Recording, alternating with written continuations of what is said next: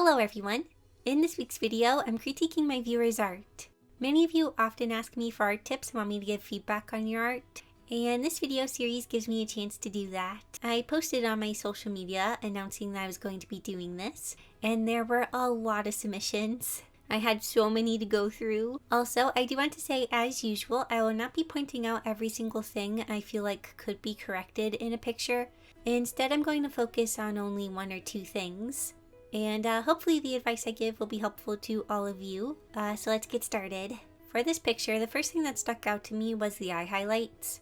It seems like you copied the eye and flipped it, and because of that, the highlights are on the opposite sides of each other. This results in the eyes looking a bit off.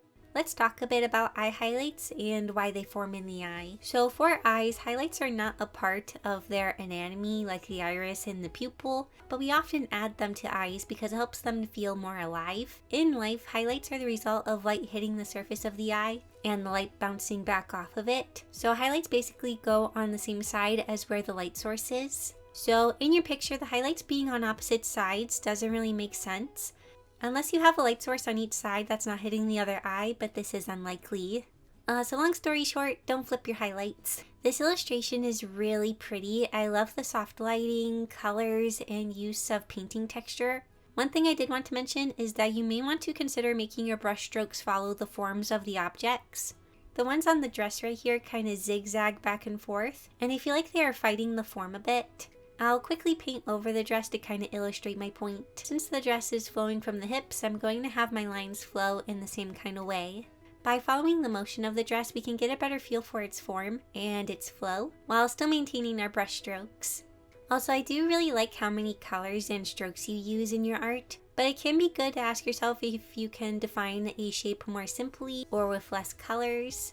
For example, I feel like the forearm could benefit from less texture, but this is a personal preference. So yeah, when you're including texture in a picture, it can be good to have the texture follow the form of the object. This person said they wanted to be roasted, so I will roast them. Okay, so your art has baby hands. There, I said it. No, but seriously, the hands feel a bit small.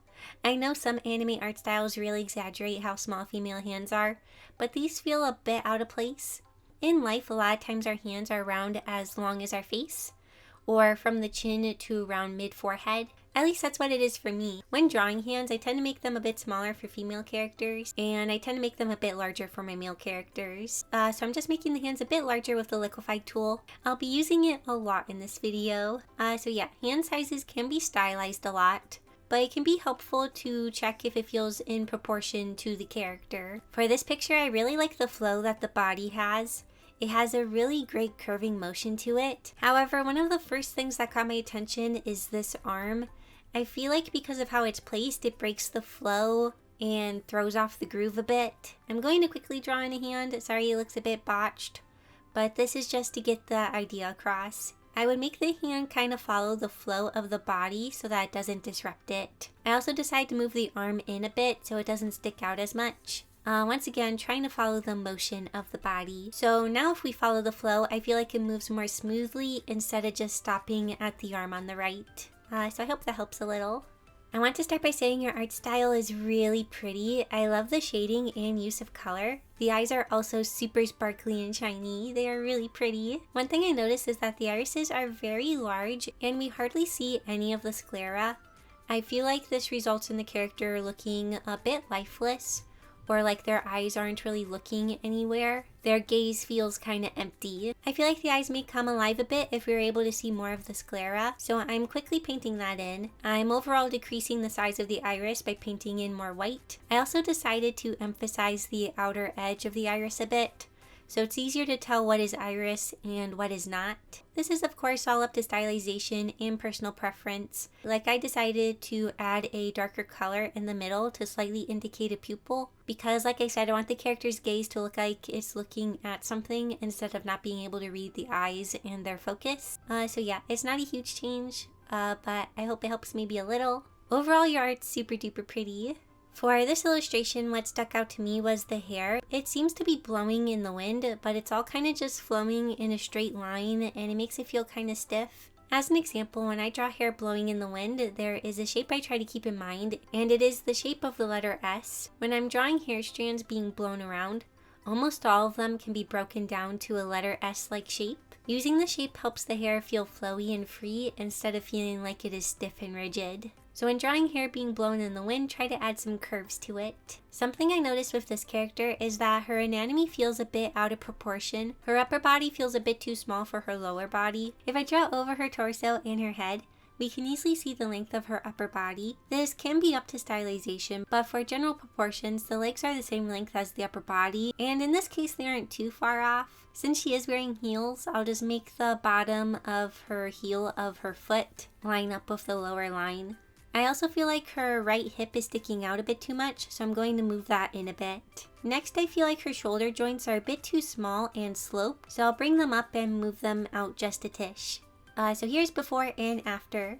She still has her figure, but things feel a bit more balanced now. So this isn't really a critique, but I want to praise you on the progress you've made. So this is the first picture, and some things I'm noticing about it is that the lighting feels very blown out, like it's kind of unrealistically bright. The second thing is that the clothing folds don't make much sense. However, if we go to the new picture, we can definitely see that you have improved a lot, and it's really awesome. The lighting feels bright but not blown out. Also, the clothing folds make much more sense. Also, I really like your hair shading style. It's super neat and I love the use of color. I guess the only kind of tip I have is that it feels like maybe the head could cast a stronger shadow on the neck and body. I don't exactly know where the light source is coming from, but based on what I'm seeing, I feel like the head would cast more of a shadow. But this is just a small thing. Your progress is super awesome, so keep up the good work. What stands out to me in this picture is that the foreheads of the characters feel very small and the jaws feel very large. Also, I'm not sure if the characters are supposed to be looking at each other or not, but it seems like the girl is staring at his nose and he is staring off into space. So I'm going to change the eyes to make them look at each other in a bit. Right now I'm just using the liquify tool to make the foreheads larger and the jaws a bit smaller. When drawing heads, you want to leave enough room for the cranium and brain. A lot of times I'll see beginners use a circle for heads in side view, but you should actually use an oval shape because the head is kind of an oval shape in side view. Also, I did this earlier, but the eyes felt a bit too high up, so I moved them down some. In general, the eyes go at about the halfway point of the length of the head. So here's before and here's after. So yeah, when drawing heads in side view, make sure to keep the shape of the skull in mind and leave enough room for the cranium. I really admire what you're doing with the perspective here. Overall, it feels pretty good. I do have one thing to comment on. You have all of these nice downward curving lines, and this is how we should define curved objects in this view. However, the bottom of the shirt for some reason is a pretty straight line, and I also feel like the form of the torso gets a little bit lost. So for my correction, I'm going to curve the bottom of the shirt to match the other curves. I'm also going to define the torso shape a bit. I want the ribcage to feel like it's overlapping the hips, so I add a bit of a line under the bust to convey that. Now the torso feels like it has a bit more form to it and follows the perspective. But overall, really nice work. I want to start by saying I love your color choices. The blue coming from the right and the mixture of warm and cool colors is really neat. One thing I am a bit confused about is where the light source for the warm colors is placed exactly. Based on the upper body, it seems like the light is coming directly from the left, or kind of upper-ish area. And because this cape is here, it would be blocking the warm light from getting on the hips and inner leg. And you could argue, well, maybe the light is coming from the side of the character. And if this was the case, I feel like the shoulder would need to have more of a warm lighting on the side of it, kind of like the hip. So yeah, when creating very dominant light sources, it's good to try to keep it consistent and consider how other objects like the cape will affect the lighting. Oh, also a quick note. I just noticed that the warm light might be coming from the gun, but if this is the case, I feel like the upper part of the head wouldn't be lit with the warmer color. So yeah, I just can't quite figure out where the warm light is coming from, but it does look really cool. This is sort of similar to the last critique because it's about lighting consistency. We have these really nice warm highlights on the face. However, I can't really tell what's causing these warm highlights. The light at the bottom of the picture is very cool in color, and so it doesn't make sense for it to be making these warm highlights. To make the warm lighting feel in place, I would make the lighting at the bottom warm. I would also add some warm light to other parts like the lower planes of the hand and maybe on the pen. So once again, considering where the light source is and trying to keep things consistent is really important. The character's face is really cute, however the way the hat is sitting on the head feels a bit off. I feel like there isn't enough forehead and cranium space, so the head's feeling a bit flat. Also, I feel like we would be able to see a bit of the other eye. I mentioned this in a recent video that even if an eye is going to be covered, I'll sketch it out because things can end up weird if I don't take the time to do that. It does take more time, but it often pays off in the long run. So your style is very adorable and I love the colors you use. The stuff in the upper body all feels really good. I do have some things to say about the lower half of the picture. The first being that the right hand is backwards. The thumb should be towards us instead of on the side that is away from us. The second thing is that where the knees are placed doesn't make sense with the rest of the leg. Since the foot is coming towards us, the knee should be on the front part of the leg instead of the side. It is possible for the knee to go in this kind of position, but if it was in this position, the foot would need to be turned with it. This same information applies to the back leg. It is drawn in a way that looks like it's turned inwards, so the foot would also need to be turned inwards. So yeah, the knee often kind of follows where the foot is pointing. We do kind of have some extra movement in our foot to make it go side to side, but overall the knee often follows where the foot is. So if the foot's coming towards us, the knee shouldn't be on the side. Sometimes when I'm picking art to critique, I'll check out a person's profile to see if they are doing something consistently. In this case, I noticed that the characters often appear cross-eyed because the irises are going in a bit too much. I'll edit the irises closer to the middle of the eye to help the gaze look more forward instead of inward. The next thing is that the gap between the nose and the mouth feels very large, and that is because the nose is a bit small and placed really high up on the face. So I would recommend maybe trying to draw the noses a bit bigger and place them lower. Lastly, the ears feel a bit small and are also placed a little too high up.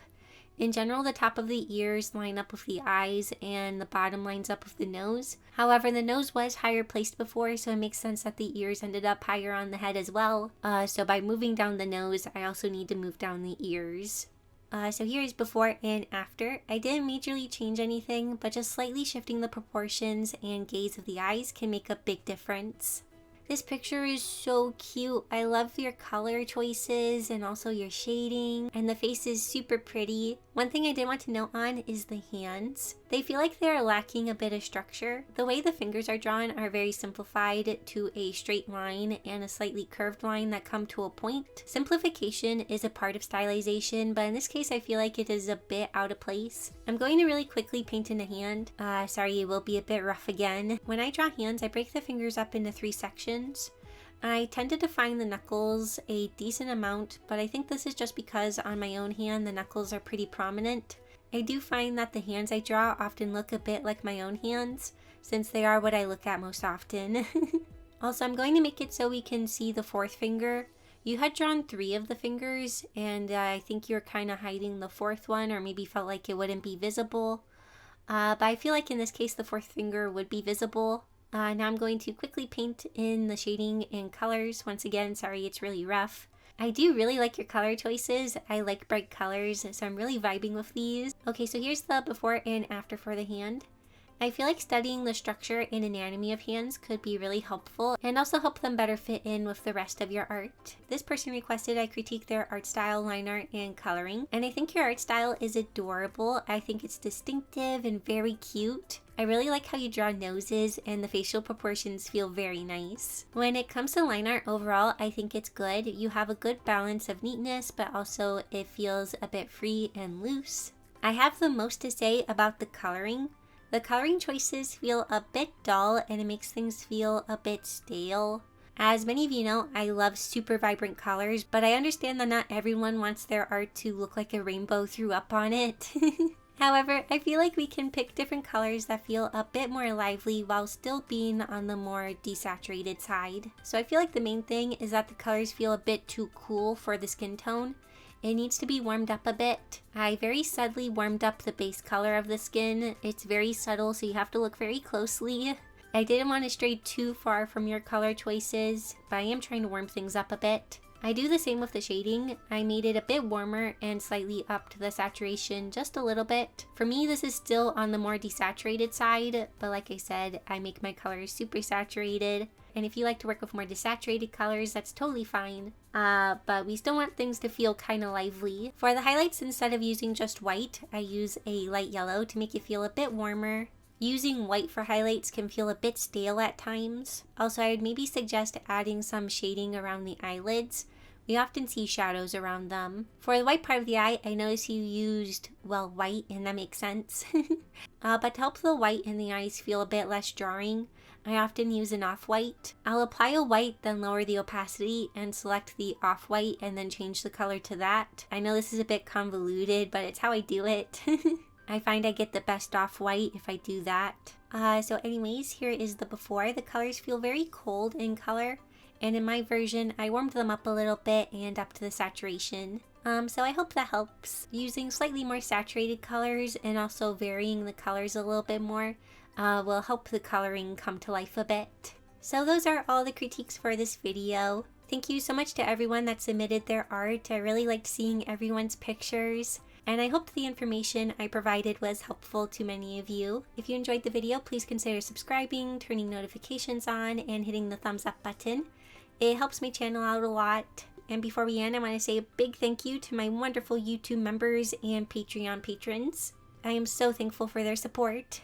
Also, I recently added a voice chat to the Discord server that is exclusive to YouTube members and Patreon patrons. If it's something that you're interested in, there are links in the description to where you can join. Anyways, that is all for this video. I hope you enjoyed it, and I'll see you all next week in my next video. Bye!